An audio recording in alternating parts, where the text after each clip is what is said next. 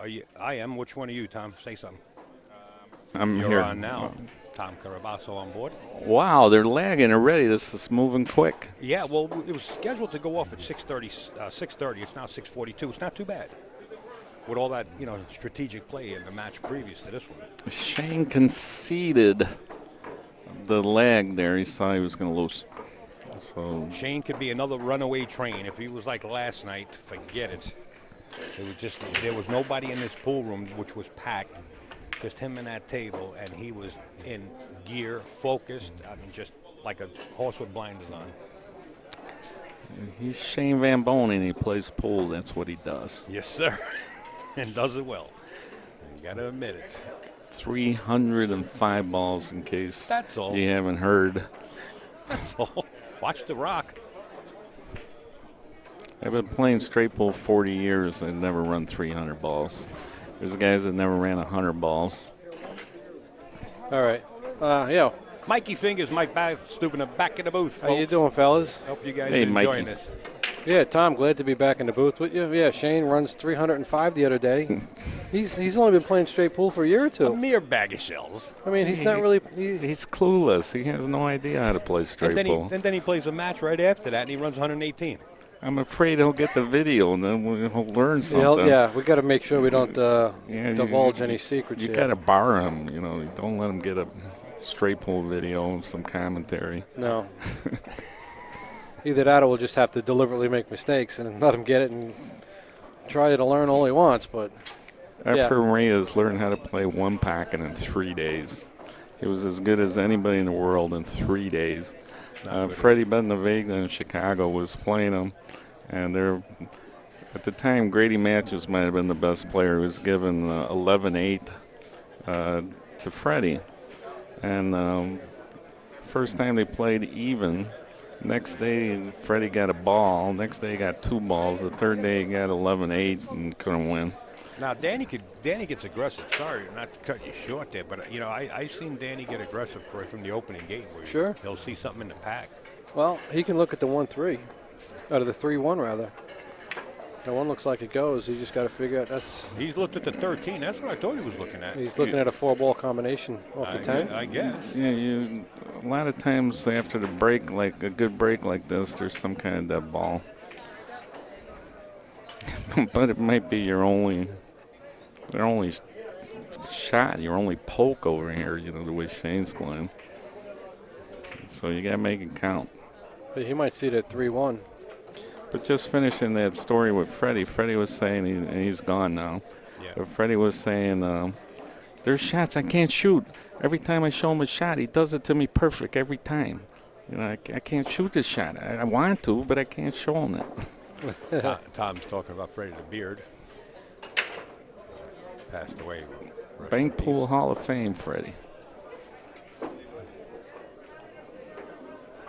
Well, how does he get to this 3-1? Does he carry him off with a 14 ball? I mean, how's he going to get there? You have to carry him thin. You want to hit the 3 ball, and you're only hitting half of the 3 ball. But does he carry him off the 14, Tom? Yeah.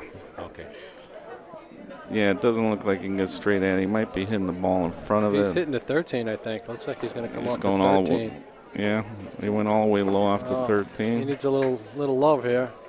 He didn't get it, that's for sure. No. He might have a bank cross side or cut in the side pocket, but that's not from there. That's brutal. That's from like hitting it from the roof. You should have thought a little more position there. Yeah. Sometimes hitting the ball just right, doesn't allow you to manipulate the cue ball the way you want to. He could have hit it harder, let's say, with a high ball to get it to glance off. Still make contact with the 3 in the right spot and then I come agree. forward. Much better than the draw would have been the high ball on that shot. You would have definitely had more shots. Yeah, something, because now he's going to have to bank if he's going to want to keep going. And bank and play position is hard here. There's no obvious just slide the ball over a little bit. Yeah, nothing goes in the lower corner. Yeah, I don't think that 2 ball goes. Taking a scratch.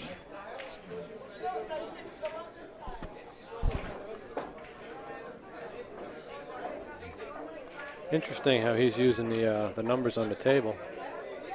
That's what he feels comfortable with. I was playing Danny earlier today. He did two things. We had a mess up because I was working the beads and he was working the numbers, on the table, the rollers. And then you got that third thing up there, and we lost track. Our scores were different on all three. Yeah, you got one game going on, but you got 3 different scores. Yeah, you have to work the same score so you catch each other. If the one guy makes a mistake, it's caught right away. I think he hit that a little too hard. That 3 ball looks like it might go, huh? 3 might go. I don't think it does. I think the 7's in the way a bit. I can't tell if the 11 will go by the 9. I'll be surprised if Shane doesn't at least look at that bank.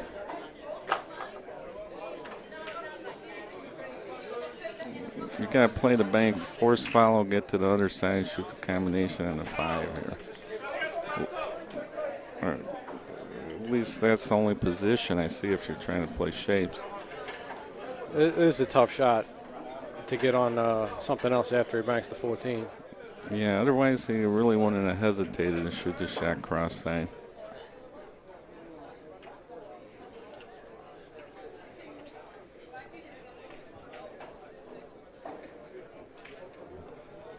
I don't think he'll play the bank.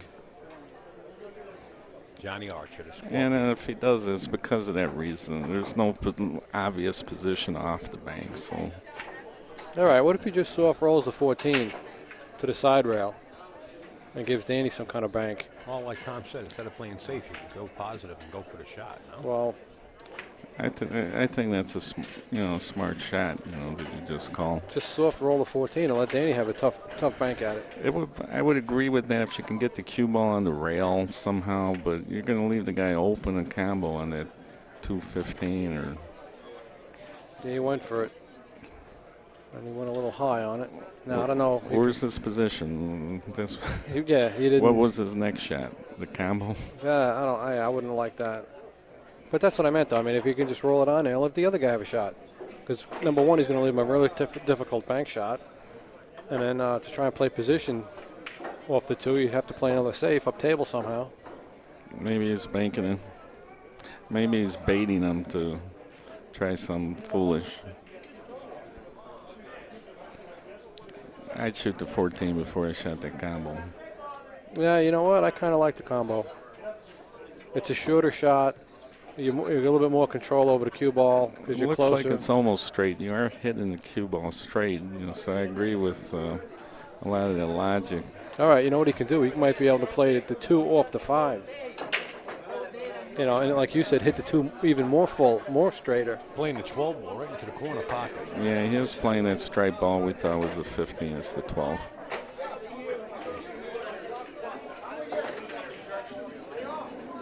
It was awfully close. He hit it good. You touch that rail sometimes a little bit, doesn't go. Other times you can hit the rail and they slide in. Yeah, I kind of figured it would have went, only because it's a newer cloth right now. End of the week, that might not go. It'll grab a little more for you. But I kind of thought that would have went. Yeah, he hit it bad. Yeah, I think if he would have had a slight more speed on it, it would have went because it didn't get a chance to slide and bounced.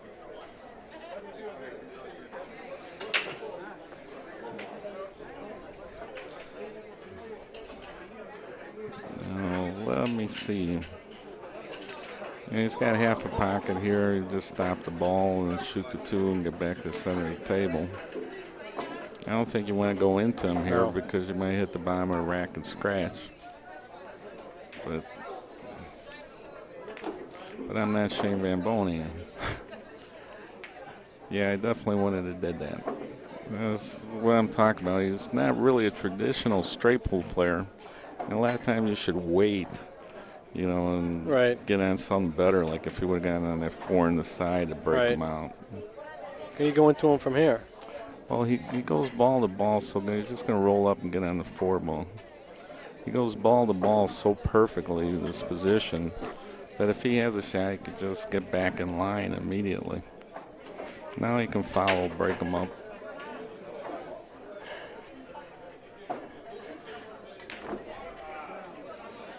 He missed. It He's was you. sort of like a stun follow there. Yeah. You know, he didn't really smooth stroke it with that follow that goes through the pack, that fights its way through the pack.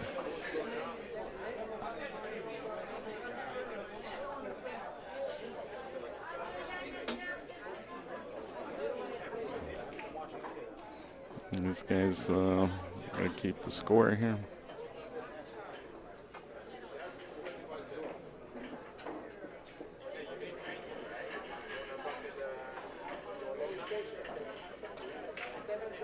At the end of the rack, they'll put it on the scoreboard.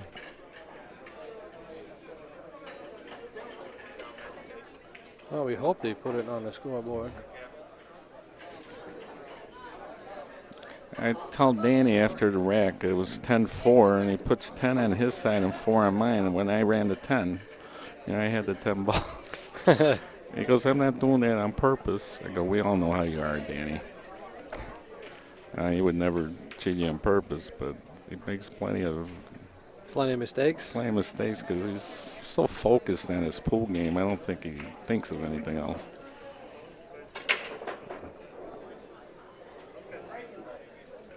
So our waitress Isabel walked by and forgot to ask her for some water. I will check into that. Into Isabel or the water? Water.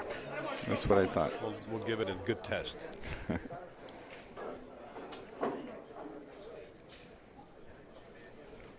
A lot of friendly people here at the Steinway Billiards. The owner, I think the pool room always has the feel of the owner definitely has a big effect on how the pool room is run and the feeling. If you get a good feeling inside, or a combative type feeling.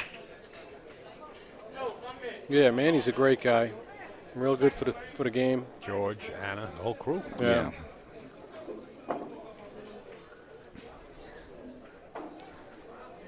And that's where it stems from, right down to the waitresses and bus boys and everybody running around. Running around, having a good time. I've owned a lot of pool rooms in the Chicago area, and like I would do stuff like I never barred anybody out of my pool room. That's like a fate for worse than death for a pool player. That's a lifetime sentence if that's the action place. If somebody was acting up, I'd send them home for the evening. And then if it got worse the second time, I'd give them the night off or a week off. And then I would go up to a month. But after a month, it was like, you're out of here until you can convince me that you're going to be good. So right. you I always left the option open to come back in. Because I know how bad it is to be barred from the hot place in town. I was a little bit of a hothead when I was a kid. I got barred from pool rooms. But it was one or the other. I was either the nicest guy in the world, but when I was playing in hustlers that try to shark you, I would give as much as I received. Right. Oh, yeah. You had to stick up for yourself, and there was a pool room that Harold owned from Pool and Billiard magazine, and I played and I gambled in his pool room a lot. So he saw one Tommy, the gambler, and then I played at Chris's Billiards with at the time Chris Chrisman was the owner, and it was more like I played guys for the time, and taught them how to play. Right. And they gave awards out for league. I played in Chris's league, and I got the the nice guy award, Sportsmanship of the Year congeniality, whatever, And the Herald saw that. He said, "Are you kidding me? They gave you that?" You couldn't believe it. So there's two sides in the pool room for sure.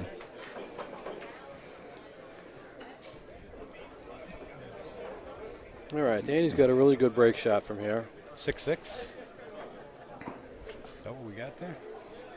I don't know if it could be 6-6. It's probably 8-6. I don't think there was a scratch. No, there was a couple of scratches. There was a couple of scratches. So then it's 6-6. Drop back. He's probably going to hit it. He hit it hard. If he would have caught the top of the ball, he would have drew back to the end rail and back out. But instead, you go straight to the side rail because you caught the ball full and draw off the rack to the side. I've seen Thorsten Holman hit the side of the rack and draw into the side right near the angle that he's breaking from. Right. I call certain scratches like Thorsten scratches because they didn't exist before he started hitting the balls like that. Man, he hits them good, though. Solid. Yeah, it's I love crazy. the way he breaks them and draws that cue ball up table and back down towards the center of the table. I mean, Yeah, I love it too when I'm not playing them. yeah, I guess. It's like you're playing them. It's like, oh, man. Earl Strickland, They're Darren in two Appleton. balls within a foot of each other. He's going to run this rack. Try to get above him there, get a little kiss. Sometimes it's costly. He's got a 4-ball in the corner. Get back in line, get back to the center of the table. Yeah. Everything else on the table so far looks a little high for a break. The 13 looks pretty good. I guess even the 8 would be okay. I would prefer it down just a little bit more, but well, he's going to take the 13 out right now. Yeah, I'm a little surprised at this because Gonna the go into him 15's right here. looking good. Manufactured the 3 a little bit. It's pretty nice though. He had nice control there. Didn't hit the balls hard. Wouldn't you take There the were only 15? 3 balls tied up. Wouldn't you take the 15 right here? He might think of that as a break ball. You know, try to knock it down a little bit. He's trying to get on the 14 and bump out the 3. Well, at least I think he is. I don't really like the 3, to be honest with you, because to me it's just a little bit too close to the rack. I liked.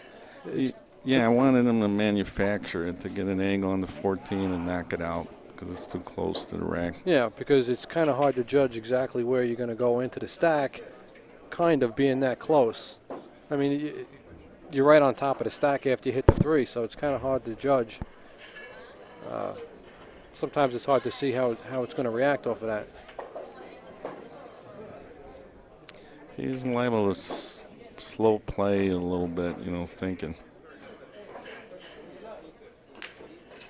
Oh, my God. That looked like it went off in his hand. What was he trying to do to swing that cue ball around like that? It was weird. It's uncharacteristic of him on that shot. Yeah.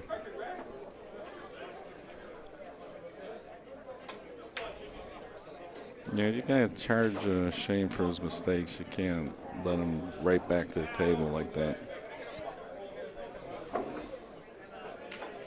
I didn't really like that shot.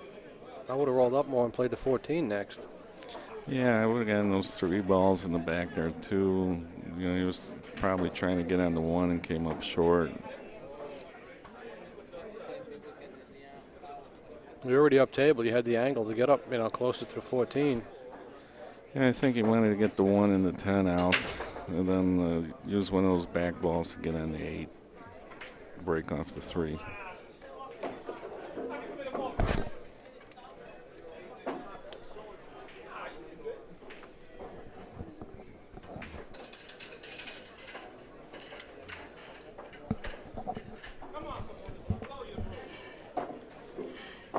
I think he's got to play the 3 now. No, he's full enough on the 8. He can play the 8 and draw it back. Yeah, he might even get on the 6 ball here. Slide over a little bit. He does that so well, you know. He can make the cue ball pull back straight or slide it over, or, you know, these little touch shots. You know, he's definitely one of those artists on the table that we were talking about earlier. Right.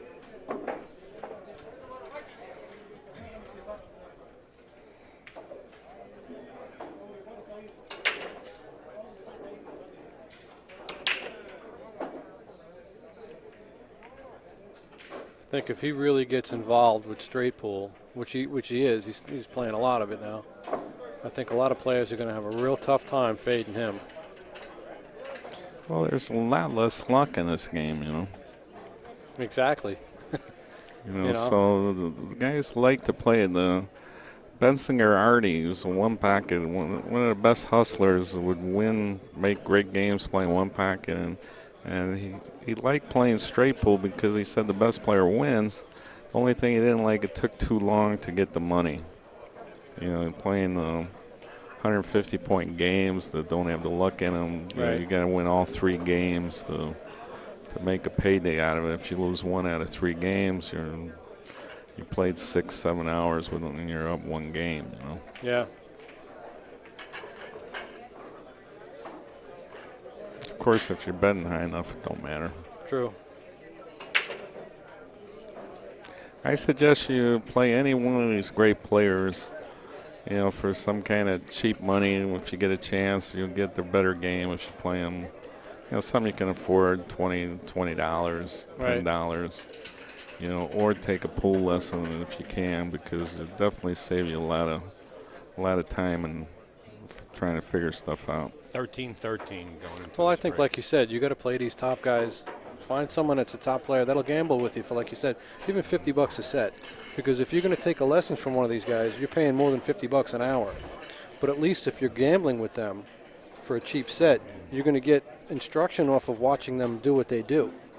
They're not going Scratch cross-eyed almost. They might not tell you exactly what they're doing, but if you're intelligent enough to watch and learn what they're doing, you're going to get much more out of it than just the $50 for the set or whatever. I used to play everybody that came through town, 50 a game straight pool, like DiLiberto, Grady Matthews, play a little bit, Bobby Hunter. And what I was trying to do is win 1 out of 3 games, because then I played like 6 hours for $50 with one of the best players in the world. Exactly. You know, and if they beat me all 3, you know, God bless them. You know, they worked for it. You know. Right. DiLiberto beat me all 3 one time.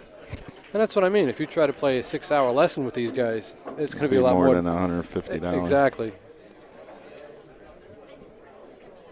And the one thing that you're not going to get when you take a lesson is actual in-game lesson, so to speak. It's like an on-the-course lesson. You know, you're not going to learn what he's doing during a game. You know, he's going to tell you what to do and why. But sometimes it's hard to pick up what they're doing unless you can see them in an actual game situation. Yeah, they're showing you some, but they're not really showing you under a pressure situation. Exactly. And believe me, they don't want to lose $20, $50, or whatever they're betting. So right. You'll get their best game. Yeah. And in that instance, they might show you what they're doing, but they won't tell you why. And to me, that's the biggest point. He can show you how to do something, but you don't know why until you see it executed during a match. And then you say, oh, now I understand why. Yeah, well, whenever I give a pool lesson, I would always spend the last half hour playing the 8-ball with the guy I'm giving the lesson to. So the shots that come up that we just worked on, I pointed out to him why that happened. Right. And practice is real important, but one guy told me that 1 hour of gambling is like 10 hours of practice. You know, you're really trying harder when your money's at stake. You know, you're intense. It's like an intense practice session, you know. Right. Yeah, that's a good point.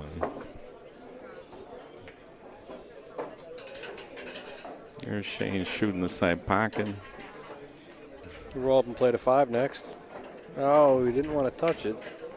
Yeah, he's got this ball next to He's got the 7. But watch what Shane does when he follows the ball. He hits it low. He hits it low and just goes through the ball.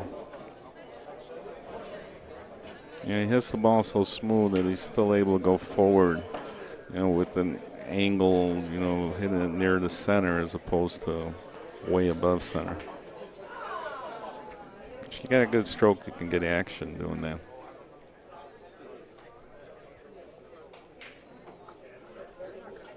And it seems like when you're dragging the cue ball, you always have a little more control off it.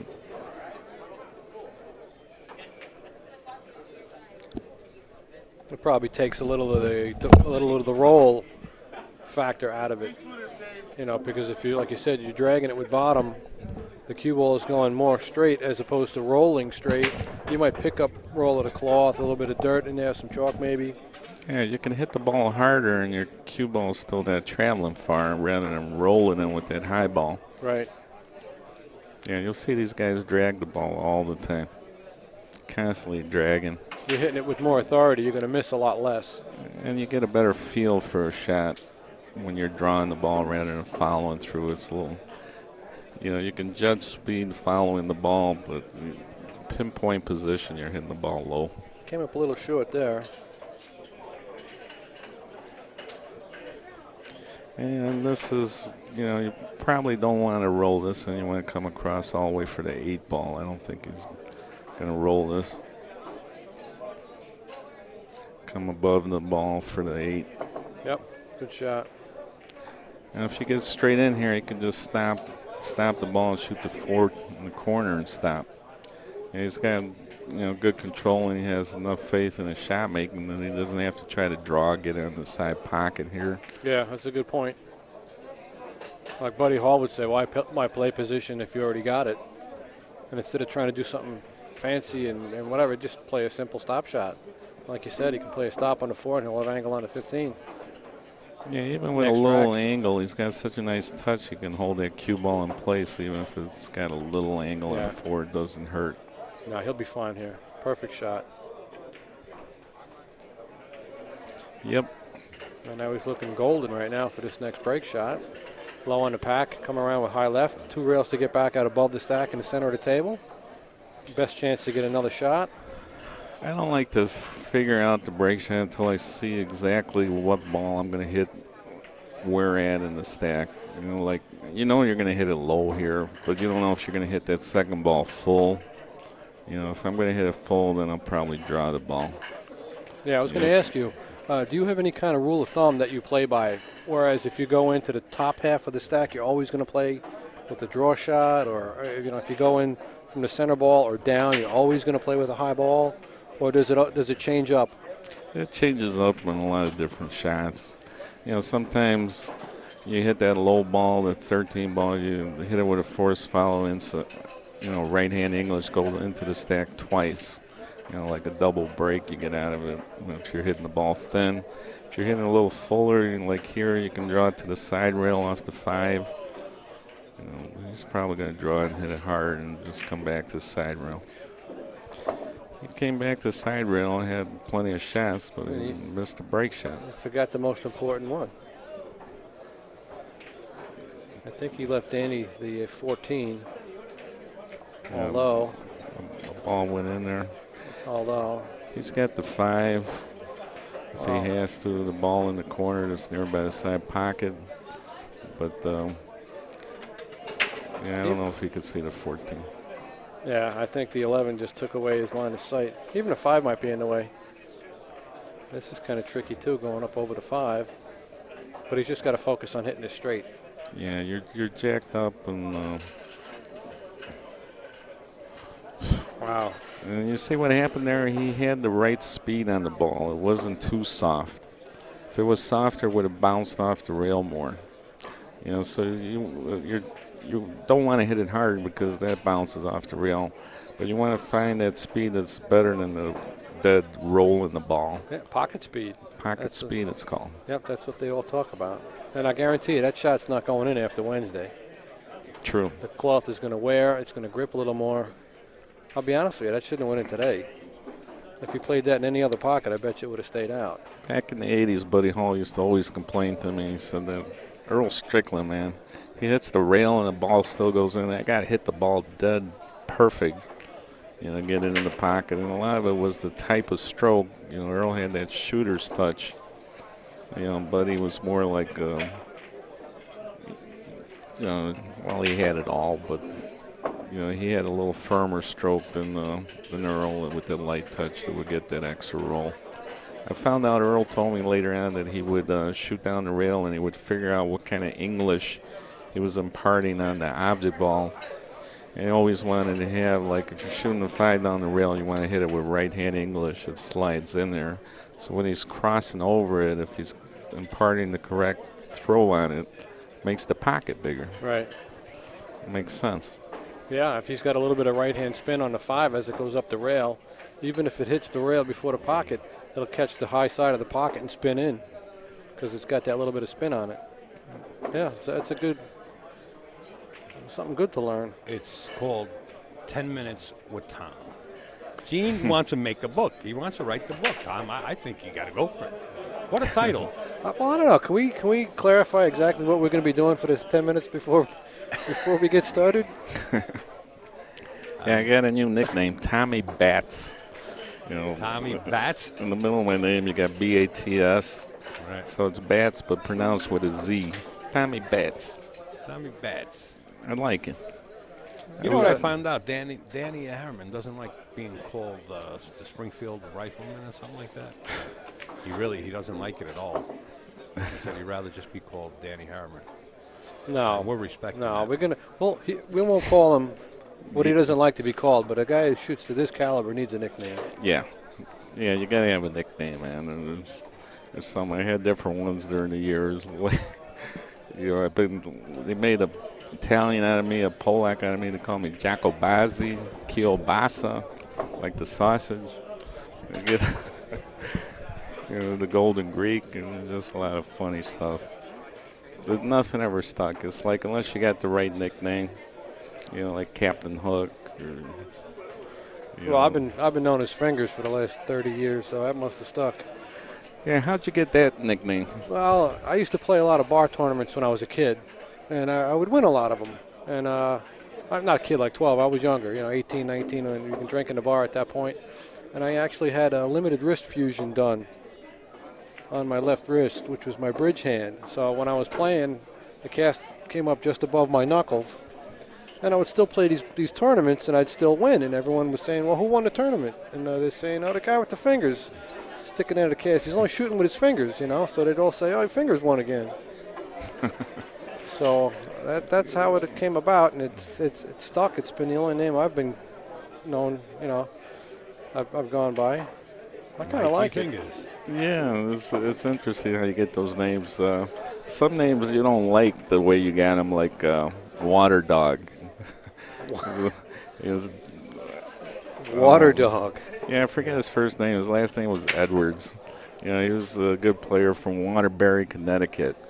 And he used to hang around in Chelsea's, I believe. Yeah, he took lessons from Les Scotty's. Yeah, he could run hundreds. He was a great player. When he was right, he was on. He was dangerous. Yes, he was. We're talking about the same guy. Yeah, he was a great player. Yeah. And Water Doc told me he got his name. He was playing a guy that he could give the 8-ball to, and they were playing even, and he was dogging it, So he was known as the guy from Waterbury.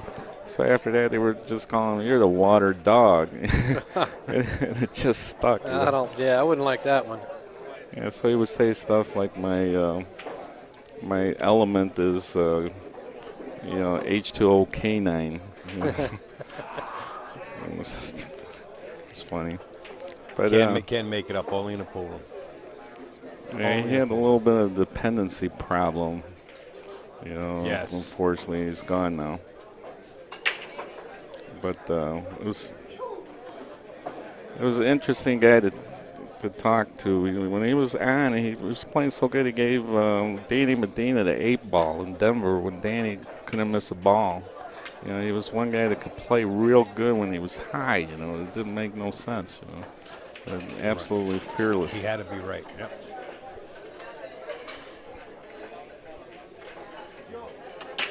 Well, Danny's trying to figure out what to do. He's got a slight angle on the 2. Yeah, so both players started out a little shaky, and I call that, pool presence. The other guy is good. It puts a little pressure on you. If he was playing one of the tournament sponsors that got in the tournament, just for some experience, and they have a story to tell, both these guys would be freewheeling and not even thinking about, their shots as much.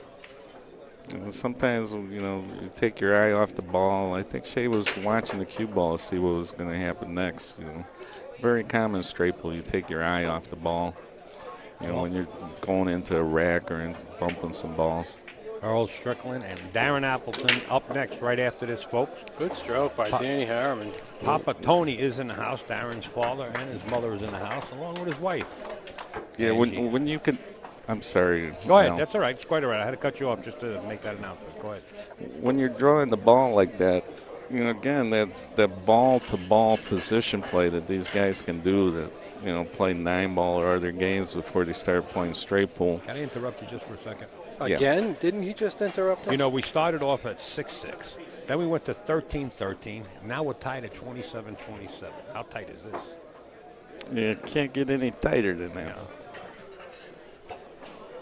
All right, go ahead.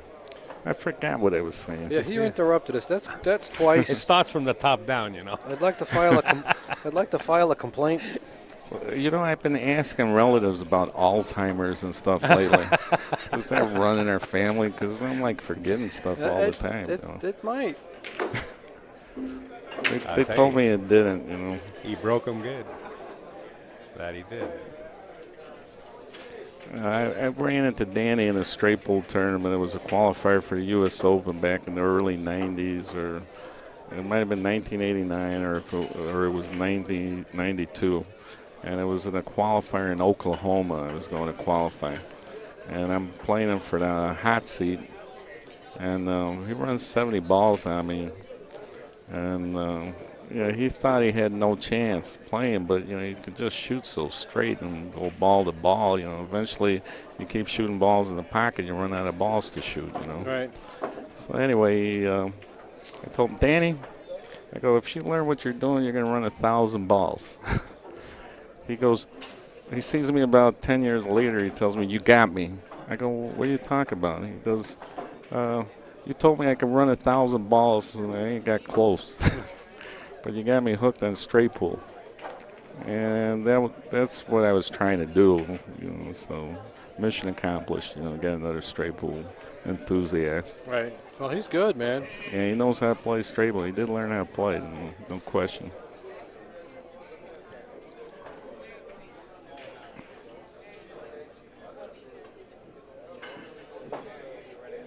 They had a Calcutta for the straight pool tournament again this year.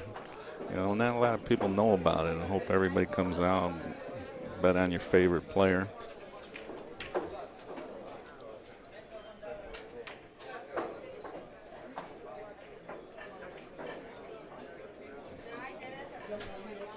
You shoot the 8, and if you can't figure out where to go, usually the center of the table gives you your most shots. I like playing the 2 right here. 2 rails for the 11. Message just come into the booth. That's a great point. You move the 2 ball. I can't stop these guys. Opens up the 11. These are beautiful. I love these guys. I just got a message into the booth here, guys, from the general public that watches the stream. They're saying you guys are doing an awesome job. They love listening to the commentary, the stories, and just the commentary in general.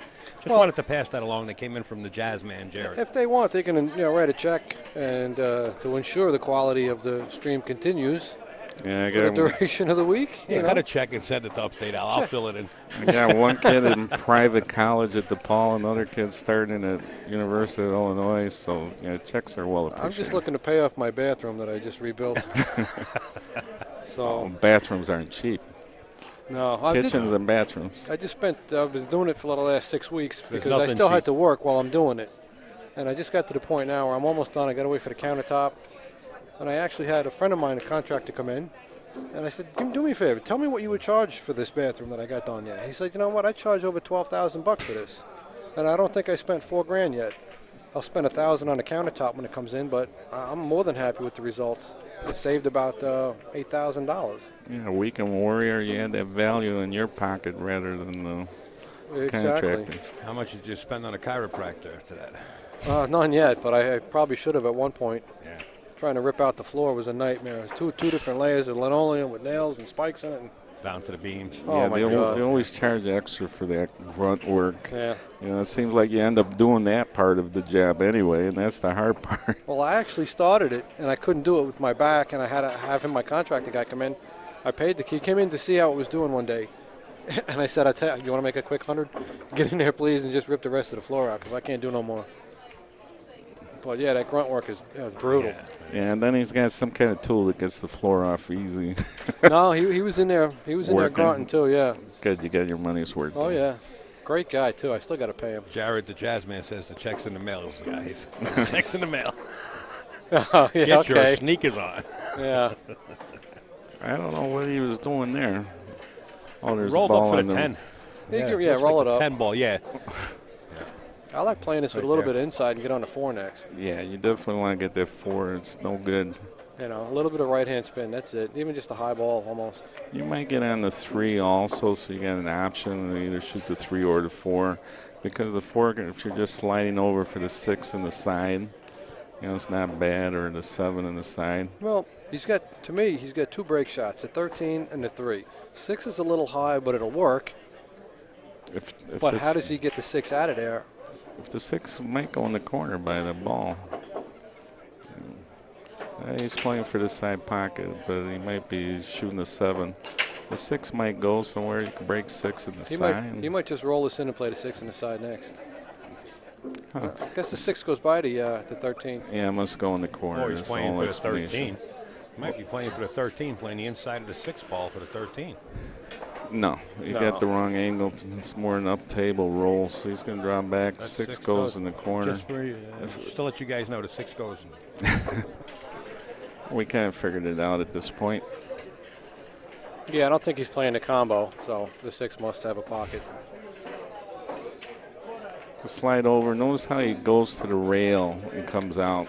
You don't ever want to try to hold that shot up, and you end up frozen on the rail. If you gotta go near toward the rail, you might as well go to the rail and back come out. down. Right. It's like playing 2 rail position. It's easier than 1 rail position. It's easy to judge. And it might sound a little crazy for people out there that are just starting to learn the game. Why would you go 2 rails if you only need to go 1? Because sometimes it's a lot easier to let the cue ball go naturally where it wants to go. Yeah, you don't have to hit it as hard. You don't need to put as much spin. Yeah, the second rail slows your cue ball down. Exactly. It takes a lot of speed off, and you get right where you need to be. And the more you play, like I said, if you're a beginner player, the more you play, and if you pay attention to that type of shot, the more you'll realize that what we're saying is accurate, and that actually does make more sense to play a 2-rail shot instead of just want to try and hold it. Yeah. For those of you guys that don't know, fingers can play. Well, you can tell by listening to him, he knows what that. he's talking about.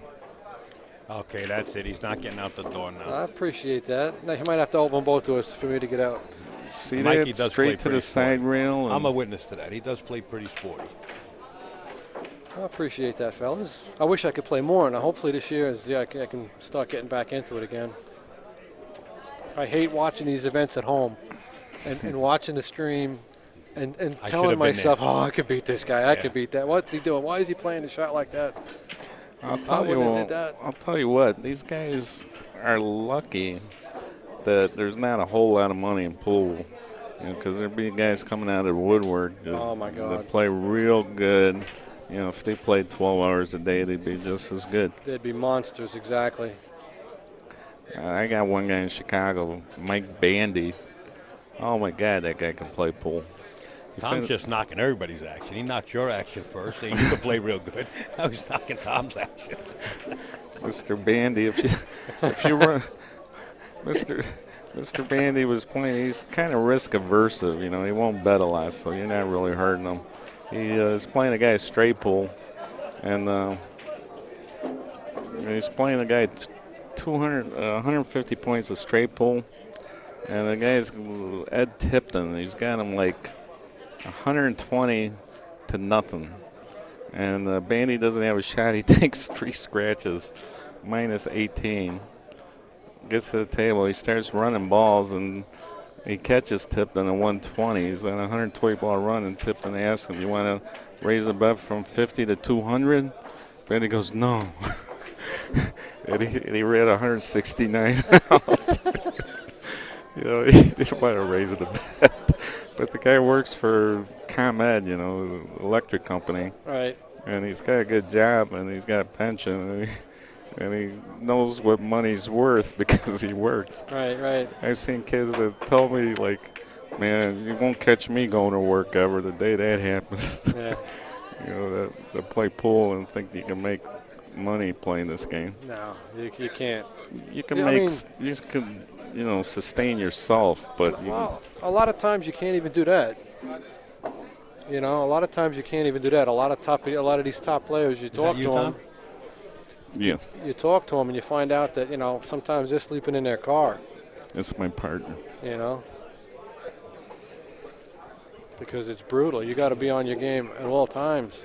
There's always someone out there a little better than you are, no matter how good you think you're playing.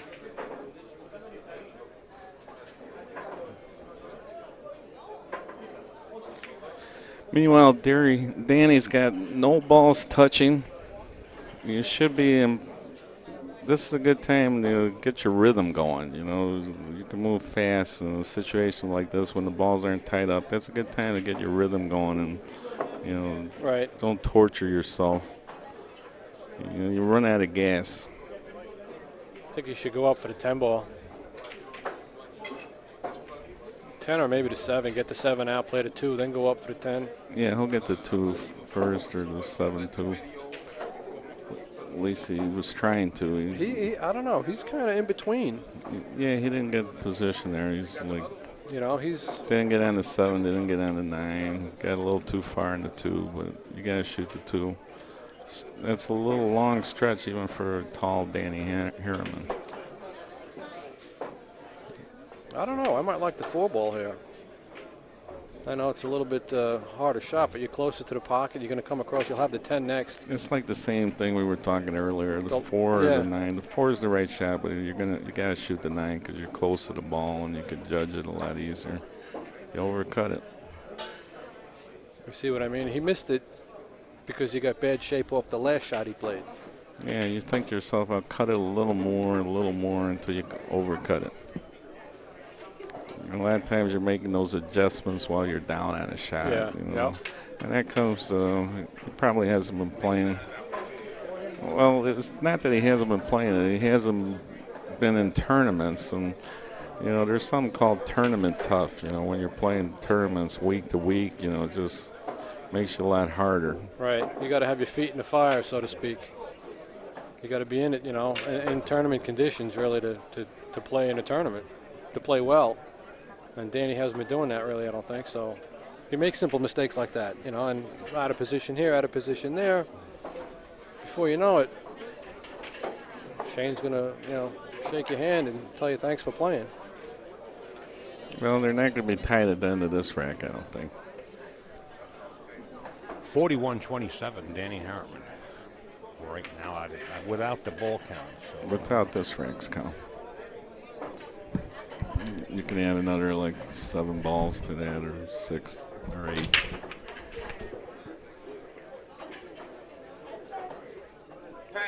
So Danny's halfway home, and he'll be lucky if he gets another shot. Well, you would think. But a couple of the matches we saw in this table, you know, a lot of the top players are making bad mistakes. We saw that in the last match between Danny Berruti and Stefan Cohen. They kept missing, you know, relatively easy shots you'd think they'd make. There's a lot of pressure in this round robin type event because you might think you can win matches and still make it out of your bracket, but it means a lot with positioning in the overall bracket of 24. The guys that go undefeated, you know, get better position and get a bye the first round. If the guy with the best record in the bracket or group, they call them groups. Think you can just draw this back It's a towards it? little straight. He's pounding it out. There you go. It's like a stun draw shot, you know, so it goes through a little bit before the draw kicks in, creating an angle. This one won't be a stun. He's going to pull it hard. I don't like this shot. He's got that angle that he missed earlier, you know. Well, that's a tough shot. Yeah, there's a little distance between the cue ball and the object ball. It's not the best. Exactly. You know, if you're going to play an angle like that, you need to be under the side pocket, I feel, Yeah. in order to be closer to the shot. Yeah, if you're further away from the ball, you'd rather be a little straighter. Yeah, I'd rather be perpendicular with the object ball off the side rail in this type of shot from that distance. Yeah, me too.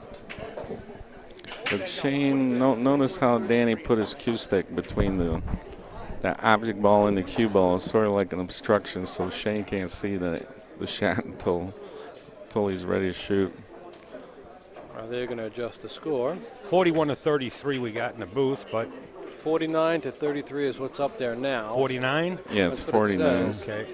Because Send the runner out. Danny made 8 earlier in the rack. 49-33. They split 8-6. 8-6, 27-6, and 41-8. 49. Now, this normally would be a foul, but because of the distance, you draw the ball because it's easier to pocket the ball with the draw in right-hand English. Yeah, I was going to say, just a high ball right there. Yeah. he sort of had that stun high that we're talking about that he likes to do. So he throws you off there. It's hard to tell the cue ball angle. He's really hitting the ball above center, but it doesn't seem that way to the naked eye. But you can tell how the ball's reacted that he had a foul on the shot. Yeah, you said before, the rails won't lie. You know, if the cue hits it and it opens up a little bit, you know he's got outside English on it. Well, we kind of let that one go a little bit. He's got the 12. He's still okay. Yeah, he broke up the one set of balls that were tied up. No, nothing's tied up. No, he's looking pretty good here. It should get him another rack closer to Danny. And based on, he shot 305, I think, the other night. Was the last night, I think, he shot 305? Yeah. And then he shot 100 and something a little bit after that. He should, Danny could be in trouble from here. Oh, yeah. It depends how the pressure affects him, because he knows Danny's the toughest guy in his bracket. These are the two best players in the bracket playing each other, I believe. That's interesting you mentioned it. You think Shane might be under the pressure a little bit. You know, if he's the top two, if these are the top two players, I would think there's no pressure at all. You know, because if they're the top two players in your group, you got to think, well, no matter what I do, you know, I'm probably going to get through. It kind of takes a little of the edge off. You don't have to play your top game. Yeah, like if you lose to the best player, it's not the worst thing. Right. You know, it's the other guys that are, like I'm in the same bracket, and, you know, if I lose to both Shane and Danny, you know, that's expected, and if I can beat everybody else, I'll get out of the bracket. But you got a guy from Scotland, John Folker, he's pretty good. Frankie Hernandez, he's pretty good. This Oak guy is pretty good. There's 6 good players, you know, out of 7 for sure. And everybody can play a little bit. Like the bad player can run 80. Well, yeah, that's the whole thing. Guy. And a quick race to 100. He can beat you. Sure. It only needs one mistake on your part, or not even a mistake, maybe a bad break shot, and the guy runs 50, 60 balls, ties you up, and then before you know it, that's all she wrote. Yeah, a 60-ball run in a 150-point match, it doesn't really hurt you, but in a 100-point match, you know, it puts a lot of heat on you.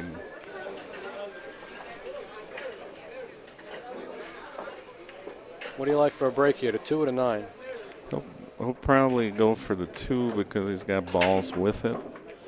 But looks like he played shapes on the 2 there. I think he's going to use the 3 as his key ball. Yeah, he's going to leave the 9 because it's on the correct side of the table. And his ball-to-ball position is so good, he doesn't really care which ball he leaves the key on. He could get on that 9 with any ball on the table here. So that helps, you know. Yeah. But yeah, I agree with you. The 3 balls, the best.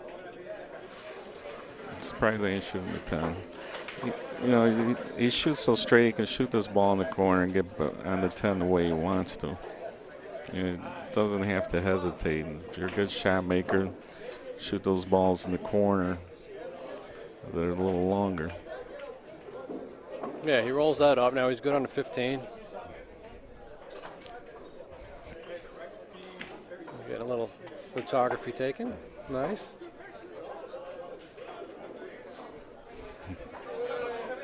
Be on the post office wall tomorrow. Someone just said we'll be on the post office wall tomorrow with that photo. I'm already on the post office wall, so what good is that going to do me? See, Shane got a little funny here, but you know he knows he can bounce across the table. This is a 9-ball stroke. Yep. It's that stun draw that I was talking about, that you let the ball go through. He decided to roll forward. He had the spin on it. Yeah, he's cueing low, and you think he's drawing the ball, but he's following the ball, you know. That was a better shot than bouncing across the table. And that's that 2-rail position like we were talking about. Yeah, with a lot of spin, and I like the way he dragged it. Yeah. Got it that short. You know, if you that's try and not play easy at 1 to do. rail, like you said, you got to punch it. Now you got to work. You got to do something. And you're going across the angle. Yep. Naturally, let the cue it wants to go into the corner, 2 rails. Let it go that way. You just adjust the spin a little bit, high, low, and then you get where you want to go. It's a lot easier to control the cue ball that way. Yeah, it's called going with the flow of the shot. The way the shot had dictated to go forward was the natural way to play position rather than try to go against the grain and draw the ball there. Right. Yeah, it's a natural path of the cue ball. 49, Danny Harriman. 47, SVB. Oh, we got a bad kiss on the 5. Yeah, 14 or... He does have the 14. Yeah, the 5 kind of tied him up. He's got the 11 or the 14. Yeah, the 11 might go too. I like the 11 if it goes. Well, maybe it doesn't. I gotta like getting on the 8 next. Bottom right, 2 rails out of the corner. Yeah, you can't help but make that position. The table's so open coming at it, 2 rails. And yeah, and again, that's the natural path that the cue wants to take. 1 rail, you could have hooked yourself. The ball gets away from you in this fast cloth. You could have gotten back in a funny spot.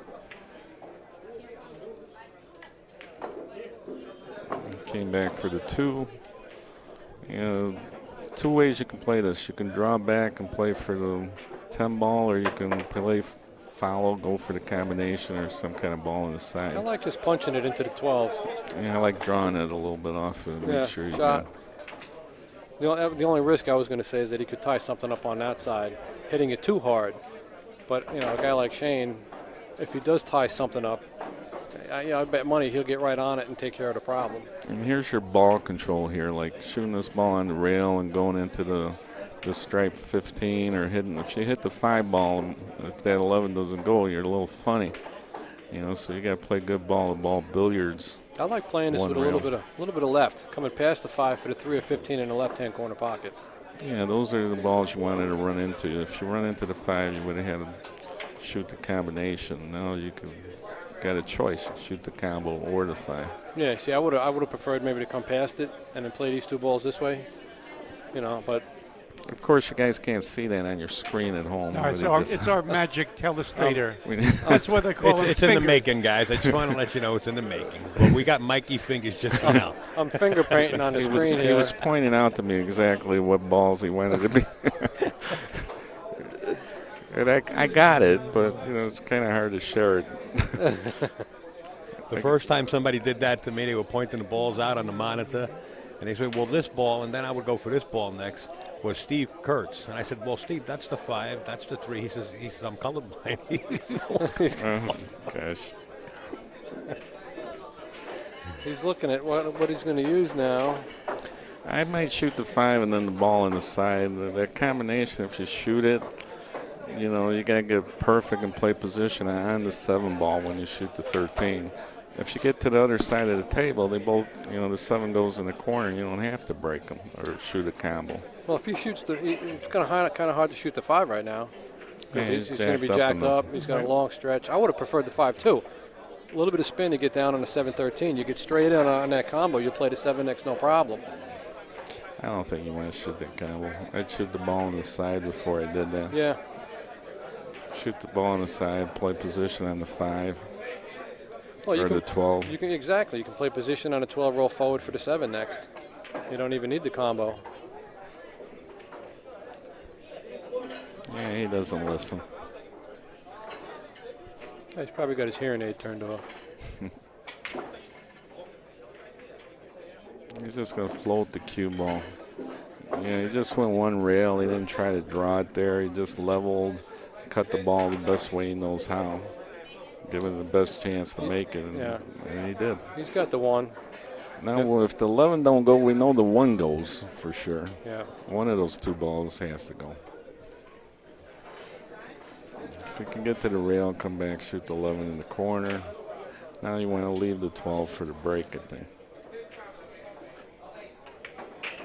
But you got to get rid of this 1. He can roll up and play the 4, and the 4 might not go past the 3. You shoot the ball on the side next. We'll go 1-3 and start picking them off. If you get perfect, you look at the ball, shoot it in the corner. He didn't, but you got to at least look at, you know, once you shoot a ball in the pocket, it changes things a little bit. I don't like him shooting a 5 here. Yeah, he's just going to come straight across the table between the 12 and the 11. But, you know, it takes a lot of control there. And he bumped the ball, which could be trouble if you can't shoot the corner. with no fear whatsoever. Right. Well, he'll play the 4 next. A little bit of a draw shot. He'll stay on the 3 or the 11 next, even from here. Yeah, you shoot the 4 because you can get on both balls that way. If you would have shot the 11, you might have been on a combo. He's going to pick a break shot. Probably going to be the 12 and leave the 11. He can roll down on a 15. Or the 7 and go 2 rails. This one he might put the 6. I would bump the 6 across the table and have another key ball on that side. But if you can roll on the 7, then the 6 gets you on the 11 too. Yeah, I mean, there's 100 ways he could have played this.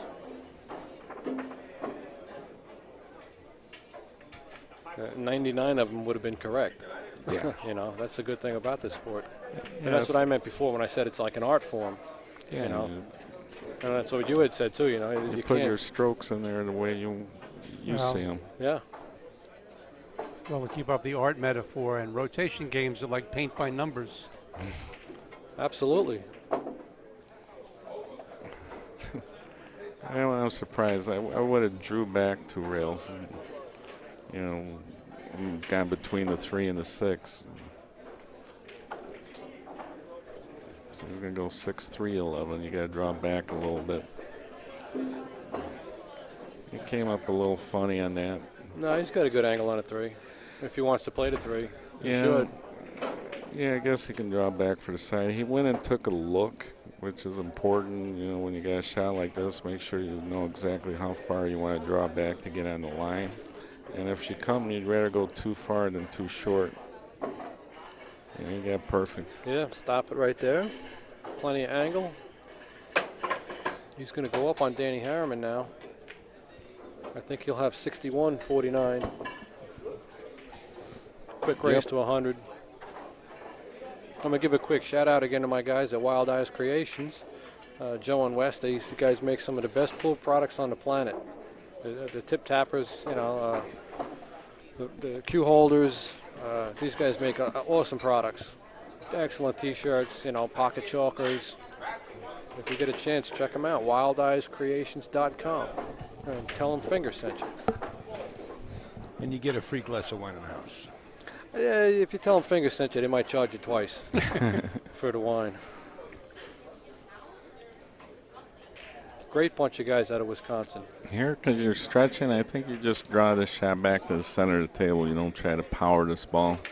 You got that straighter angle on it. Notice how he's straighter on the ball because the ball is near the rack. You want to be straighter on it. You don't want that tough cut. It's hard to see the edge for one reason. Yeah. Another reason you hit it, cut it backward, and the cue ball catches up to the ball that you just hit. Yeah, you don't need to hit this one that hard. Wow. Pulled it down a little bit. He dropped down to the end rail. He's not going to like it. No, you needed a strong draw on that shot, and at least sometimes you hit it softer. He would have hit the ball fuller and came to the center of the table. You hit it harder, it goes through a little bit. With that punch stroke, goes through a little bit, and you hit the bottom of the ball and drop down.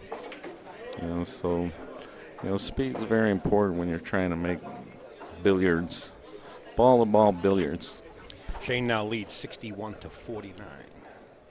Somebody told me Mosconi was the best of those ball-to-ball billiards. Like you can run into another ball the way you wanted to, like beautifully. I wish I would have gotten to see him play.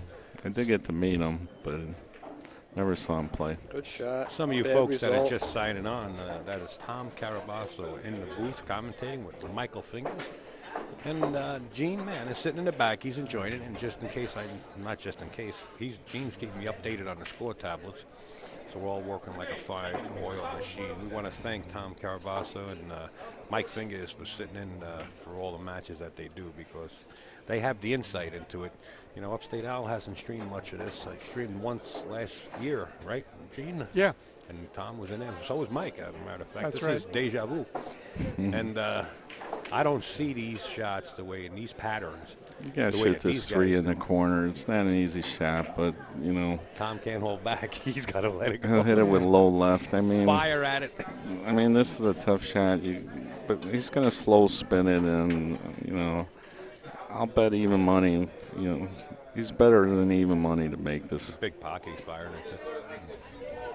But it's also a blind pocket. Yeah, but that's what he does. You know, he's Shane Van Bonen. He plays pool. He's supposed to do stuff like that and make it. You know, those off-angle shots like that you don't come up that often. What I try to do with them, I try to make them familiar to myself. If I don't shoot the shot a lot, at least I'll hit it with that medium speed that he just hit.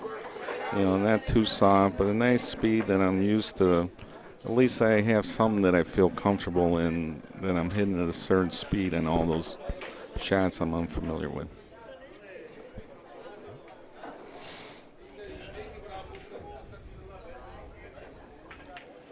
Tom, I actually got to see Mosconi. Actually, my mother played him in an exhibition.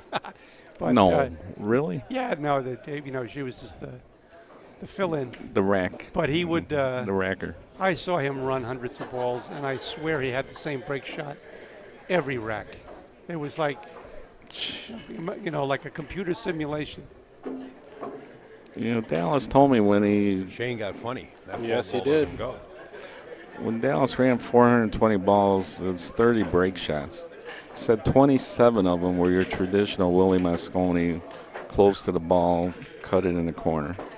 He said 27 of them. He was playing that good, falling on the break shot. When you fall on the break shot good, you can go after it. Right. You got to thin this. Something that I think Shane actually has the advantage of on these shots here because, playing 9-ball and 10-ball and you're overrunning, you wind up with shots like this where you're a straight pool player constantly. You don't wind up that bad. Yeah, not only did he make it, he played perfect speed. Right. Perfect shape, so get on a 7-ball and, stop here and get in the 9 or the 7. Yeah, it definitely helps. All games help your overall game. Sure. Straight pool is the best to help all your games. But if you play banks, if you play 9-ball, if you play one pocket, 3-cushion, sure. All that snooker, all that stuff helps your overall game.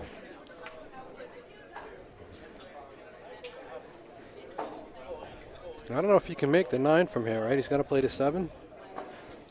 I think if it doesn't go and the 7 goes, you just 7 stop, then hit the 9.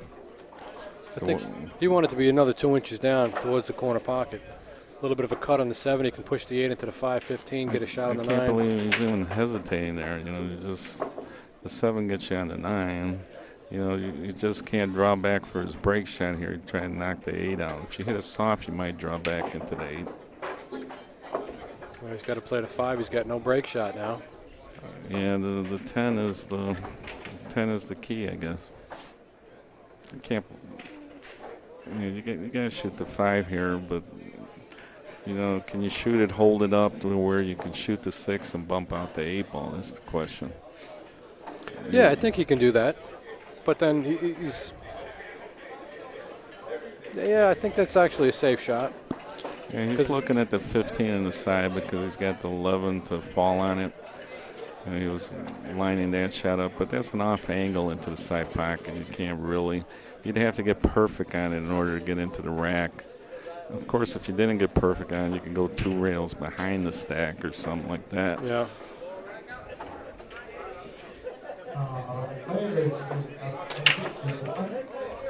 And we have also 8 p.m. matches. But these little off angles in the side pocket, hit it a little below center like that. The 10 ball is a break ball too. Yeah, he can get to the stack and from either side, I think. Depending on the angle. Yep. Yeah, that might be your best bet. He's looking to use the 15. That's kind of risky, I think.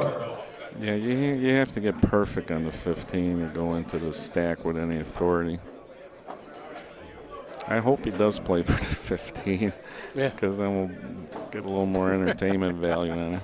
We'll get a chance to see what he's going to do there. See how he does it. If he hits the right side of the rack when he comes off it, he could scratch real easy. Yep. Yeah, I would play billiards there. I would shoot the 15, go to the side rail with inside English, 2 rails behind the rack, and slide off it. He can get on the 15, kind of come close to the head spot, and then play the 11 with 1 rail bottom left and come into the stack. And again, we got the elongated look at it. We don't really see it as well as he sees it, looking directly at the table right now. He's getting on the 15. He's going to break with the 10. Yeah. Somewhere that instinct kicks in. He says, no, this got to be better. He's going to break with the 6. And then he proves us wrong. Again, that's not a bad, it's... No. I don't like it because you go up table. We saw that in the last match. I forgot who it was. Maybe it was Gomez that scratched. He played that shot. It's kind of hard to judge. Yeah, Stefan Cohen, he hit the ball hard and almost scratched in the corner. Yeah, that was the one with Stefan who did that. What I like here is I don't like hitting this shot hard. I think we play it into the top of the rack, the top 2 balls, just slide off it into the center of the table. You don't have to hit the rack hard to knock out some balls here. Well, the tide has changed. It's now 75 for SVB and 49 for Danny Harriman. Sherlock Dotier, 16. Holman Hansen, 27. Archer Chen, 13. Gomez Colhane, 20. Shaw Filler, 14.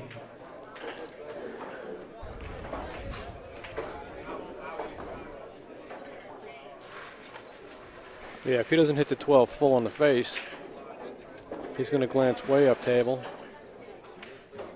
And even if he does hit the 12 full, that might be a bad thing also, depending on the speed. Because if he gets stuck behind the 12. Yeah, you want to hit the 7 or the 11 over there. Easy speed, just slide off the rack. He hit the balls correctly, but another guy going down to the end rail. Yeah. Except now we got Shane Van Boning shooting off the end rail. He's pretty good from here. He's got plenty of room to bridge. You can play a stop shot on the 13. He'll have the 11 next. He'll have maybe the 5 next if he comes forward a little bit. Yeah. He's got it's a tough shot right here. It's straight in off the rail a little bit, but it's the only shot he's got. Notice how he slowed down a little bit. He's been in these situations with the pressure, with the tournament on the line, and he knows when it's time to slow down, and give the shot the respect that it needs. Right. Well, he's learning the game is what he's doing, and we can see that in his play. I'll get out of line like this after the break, and I just jump up there and shoot it fast sometimes, because you want to get it over with. Right. And, that's when the time when you're supposed to slow down and make sure you make it. If the 5 goes, well, now it might scratch in the corner, and it's a little too close to the corner, but it would have been nice to get the 5 out of there. No, I think he can play the 5. I like that idea, too. This way you can get the 1 up. The 1's open now. Yeah. I like playing the 5 from here because if he plays the 11. Then you have a ball to break him with. The 1 would be good. Right. If he plays the 11 now, he's got to get on the 10, I think, or come far enough to play the 5 next. Yeah, there's nothing really showing itself below the rack. The 2 might go by the 7, but nothing really good, where you can get a nice secondary break shot. If not, you might have to shoot the ball back in the corner now. The 11 ball, it might be a little straight, and you can't get back to the right side of the screen there. Right.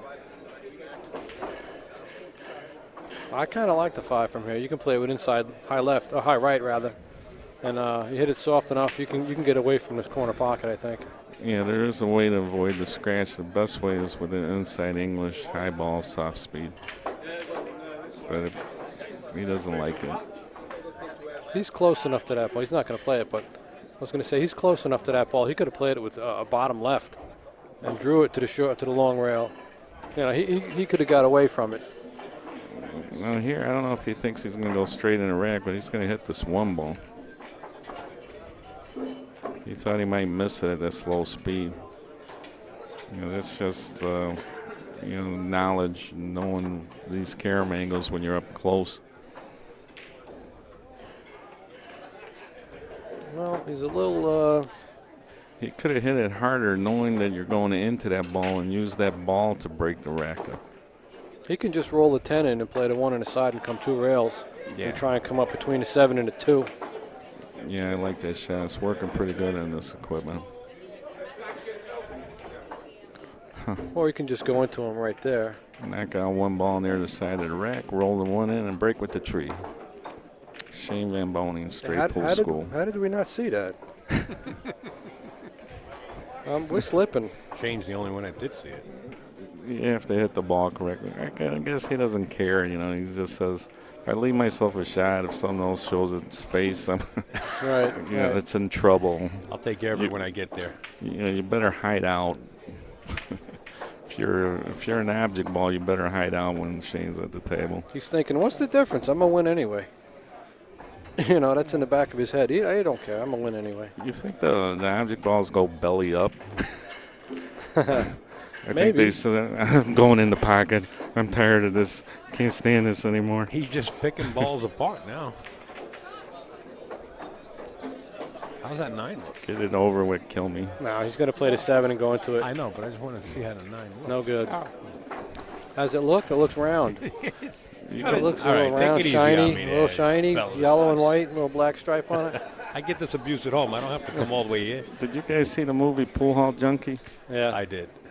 He told the guy, I bet I could tell you where you got those shoes. And, how you going to know where the guy got his shoes, So the guy goes, okay, bet, $20. Because you got them on your feet.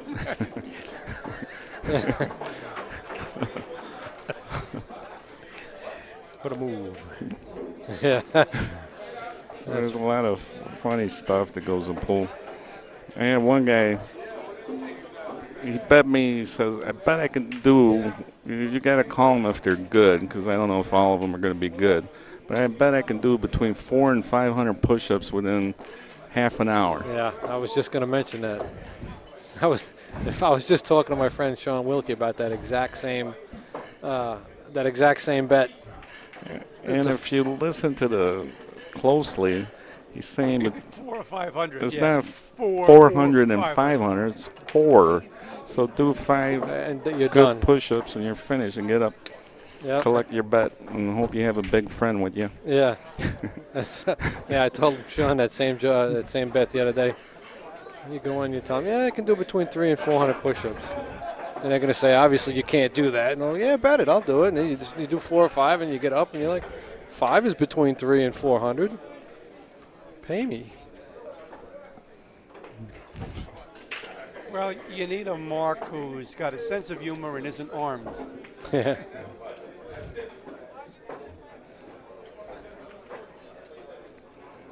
And close to the pocket there. Again, he shoots so good he can shoot the corner pocket and just stay there. No, he'll roll it right in the side, I think. Come one rail. Yeah, he's going He might roll one rail in the side pocket, or in the corner. Yeah, come past. Yeah, he's gonna. He can do either one. He's so good. That corner pocket doesn't scare him at all. And again, Clark to the end of the Bounce the rail. 14-1. Again, he took a bigger angle than we like at that distance. Right, and playing that shot, he's kind of going away from the 2. That's why I called playing it in the side first. He's going to come down table and straight up. Should be able to get as close as he wants to the 4 and have a decent angle. Yeah, if you wanted to get close to that ball, you had to shoot it in the side pocket. If you're not afraid of distance, then this shot is fine. But it kind of bugs me a little bit. I'm not crazy about this shot. No, I don't like it. How quick this game turned around. I mean, it was like nip and tuck all the way, and now it's 89 to 49. He doesn't even need this full rack. He needs 11 balls.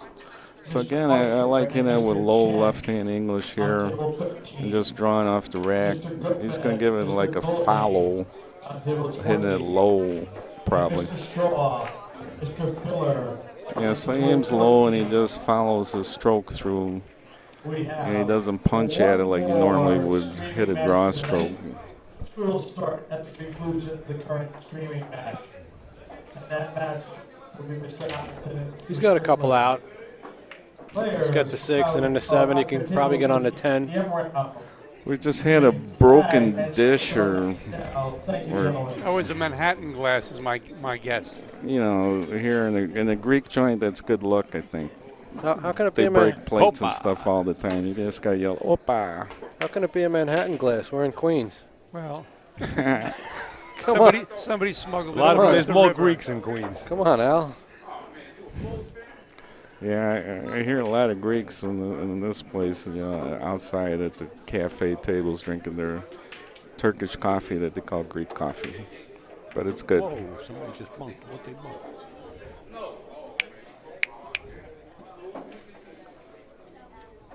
We're having a little distraction. On the table. That's the guy with the glass. That's the broken glass guy. Oh, must have bumped his head. That's the Manhattan glass guy in Queens. All right. All right, now he's got to play the 15, I think. Yeah, 15 aside, but you got to hit it with some speed and go all the way to rail and back for Yeah. the 5 ball here. He can roll it in and play the 8 next, I think. Roll it for the 5. I took my eye off the game. How many did he make so far, you guys? He needs 11 this rack, all but 4 balls. He made okay. 3 so All far. right, gotcha.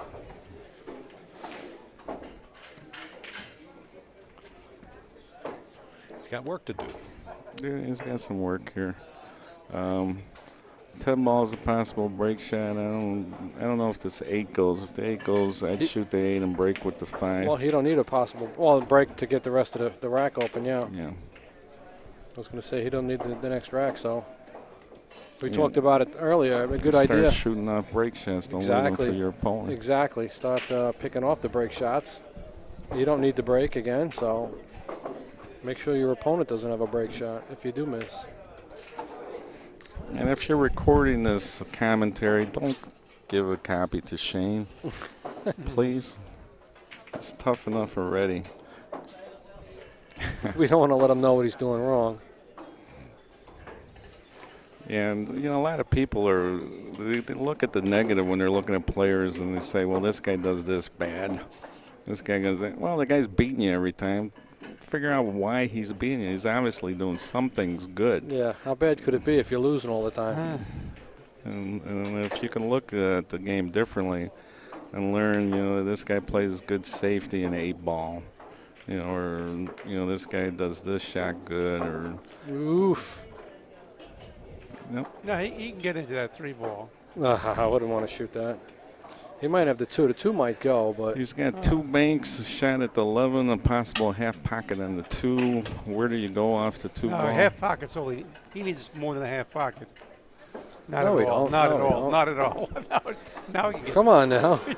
I said, Why does he need more than? yeah. If he can see it, he can be it.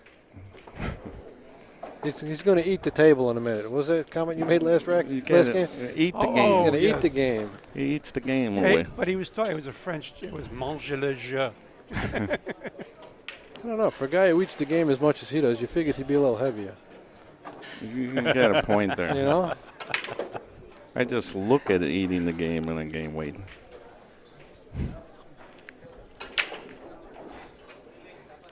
How can you avoid this 8 ball? You don't. You hit it a little firmer to bank it out of the way. You'll have the 11 next. He went off the low side, Oh, 3 oh, rails, hey, broke yes. out the 12, Got a break shot. and the 10 ball goes. All you got to do is stop your ball, and he's out. How's that, folks? Gosh, an impossible position. He's got them all in the open. Looked routine. Ducks. That's right. He made it routine. He just created, played it the way he wanted to, ate the game, artistically opened it up. He needs 1 ball. I think he looks good from here. What do you think? Yeah, I'm going to guess you You get trust that. him? There you go. Shane Van Boning over Danny Harriman.